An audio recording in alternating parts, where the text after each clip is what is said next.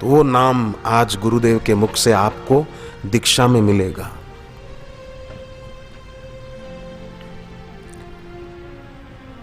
सुबह जप करें तो पूर्व दिशा की ओर मुंह करके, शाम को भी अगर अवसर मिले तो जप जरूर करो उत्तर दिशा की ओर मुंह करके। जप करने से पहले अपने को तिलक कर दिया जाए तो अच्छा है, अपने हाथ से दिया जला दिया जाए तो भी अच्छा है, धूप कर दिया जाए घर पे तो भी अच्छा है। जप करते समय आसन बिछाकर बैठना चाहिए और आंखें बंद करके जप करने से अगर आलस्य हो, नींद आए तो आंख खुली रखकर अपने इष्ट, अपने गुरुदेव के सामने, उनकी तस्वीर के सामने देखते हुए जप करें।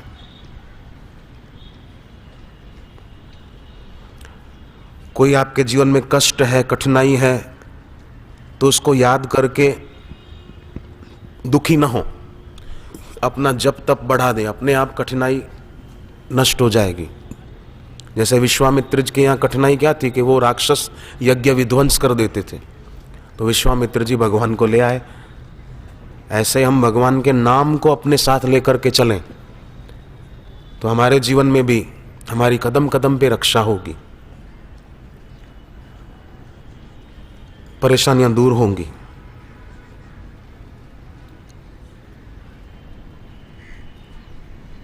इसमें कोई शंका नहीं।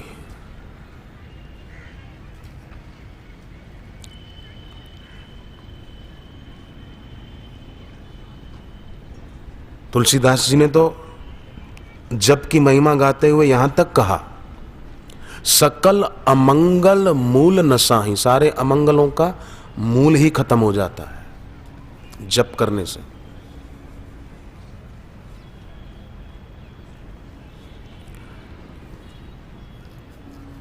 मानसिक जप भी कर सकते हैं, यात्रा में हो, बस में, कार में कहीं जा रहे हो तो फालतू शब्द बोलने की अपेक्षा मन में जप करते रहें तो भी बढ़िया है।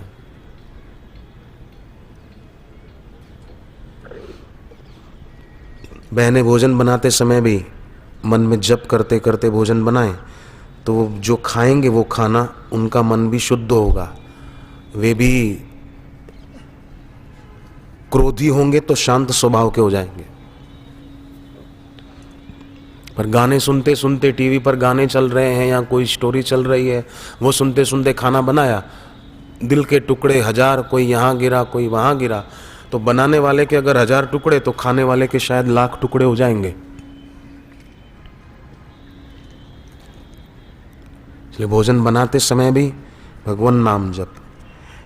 गुजरात के बड़ौदा में एक महिला ने बताया, बोले मेरे पति मुझ पर इतना गुस्सा करते थे कि बात मत पूछो, और हाथ भी उठाते थे, और बोले मैं दुखी नहीं होती थी, मैंने दीक्षा ली हुई थी तो, और गुरुदेव का सत्संग भी सुना था कि कैसी भी परिस्थिति आए तो उद्विग्न नहीं होना चाहिए, खिन्न नहीं होना चाहिए, शांत रहना चाहिए। अपने सुख दुख की चाबी दूसरों के हाथ में नहीं देनी चाहिए। कोई कुछ बोले और हम दुखी हो जाएं,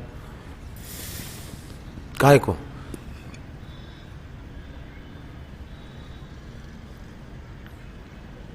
भगवान कृष्ण का कहना कर्ण ने नहीं माना तो भगवान दुखी थोड़ी हुए कि मेरी बात नहीं मानते, मैं क्या करूं। ये तो बिल्कुल पक्का कर ले, हम सभी सदा सुखी रहेंगे। अपने सुख दुख की चाबी दूसरों के हाथ में मत दो, अपना सुख किसी और के अधीन ना हो। अच्छा खाना मिले तो ही मजा आए, अच्छा रहने को मिले तो ही मजा आए, नहीं नहीं, कोई जरूरत नहीं। जा हरिओम तत्सत, बाकी सब गपशप। अपने कर्तव्य में सदा आगे रहें और तत्पर रहें। अधिकार की पूर्ति अपने आप ईश्वरीय विधान से हो जाएगी।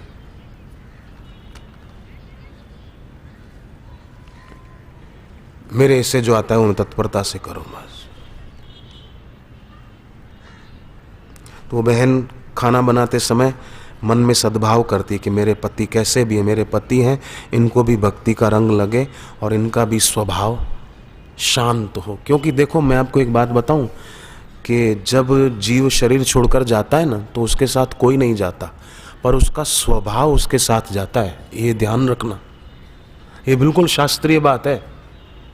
जब मौत आती है ना, जीव शरीर छोड़ के जाता है तो उसके साथ कोई नहीं जाता, उसका स्वभाव उसके साथ जाता है। तो जीवन काल में अपने आप के स्वभाव के सुधार पर ध्यान जरूर देना चाहिए। वही चिड़चिड़ा स्वभाव, वही गुस्सेबाज स्वभाव नहीं, शांत स्वभाव। अपने जीवन संग्राम में क्षमा का कवच पहनकर चला करो। बेटे से, बेटी से, पत्नी से, बहू से कभी कोई भूल हो गई तो क्षमा करना सीखें। कोई बात नहीं, होता रहता है। जिनको गुस्सा ज़्यादा आता हो उनको सोमवार को एक टाइम खाना चाहिए और चंद्रमा को अर्घ्य देना चाहिए कि हे मन के मालिक देव चंद्रमा, हम आपको प्रणाम करते हैं और आपके नाम का हम उपवास करते हैं एक टाइम, हमारा स्वभाव शांत हो, हम गुस्सेबाज न हो।